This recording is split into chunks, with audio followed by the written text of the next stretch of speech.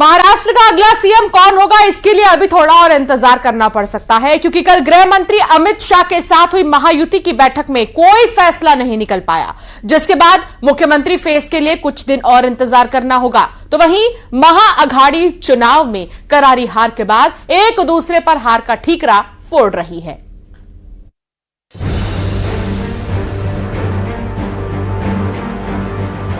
महाराष्ट्र का मुख्यमंत्री कौन होगा, इस पर अभी भी सस्पेंस बरकरार है।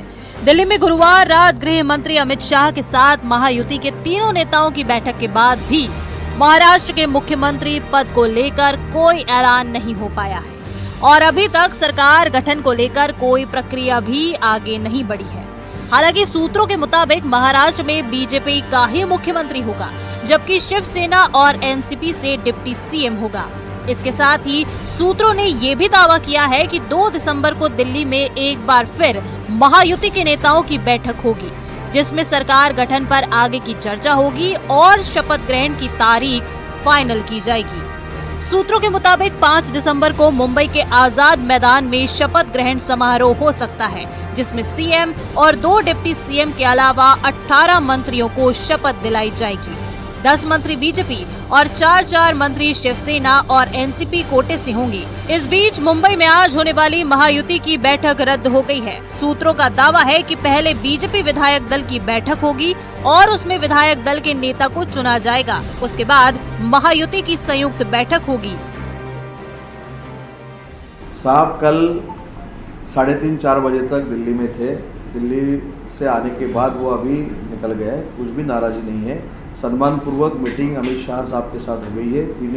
तीन जो नेता है, देवेंद्र जी, अजीत दादा और हमारे नेता एकनाथ शिंदे साहब, वो भी मीटिंग को थे और अच्छी तरह से सम्मान पूर्वक मीटिंग होगी। कोई भी नाराजी एकनाथ शिंदे साहब के तरफ से नहीं है। आपने अपनी बात रखी है और इसके ऊपर हमें ऐसा लगता है 1 या 2 दिन में महायुति के जो एनडीए के जो वरिष्ठ नेता है माननीय अमित शाह साहब या जेपी नड्डा साहब, उनकी तरफ से इसके ऊपर सॉल्यूशन जल्दी ही निकलेगा।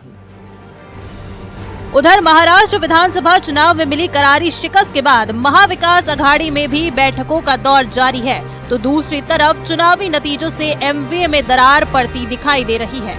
उद्धव गुट के नेता अंबादास दानवे ने हार का ठीकरा सीधे कांग्रेस पर फोड़ दिया है और कांग्रेस के अति आत्मविश्वास को हार की वजह बताया। उद्धव ठाकरे साहब का चेहरा घोषित हुआ होता तो उनके द्वारा कोरोना काल के संकट समय में किए गए काम लोगों ने देखे हैं और बहुत सारी चीजें हैं, लेकिन अब कांग्रेस को आत्मचिंतन करना चाहिए कि क्यों वो गलती कर बैठे, क्यों वो नहीं समझ पाए, क्यों वो चेहरा नहीं घोषित कर पाए। महाविनाश अघाड़ी के अंदर सिर्फ और सिर्फ आपसी कलह है।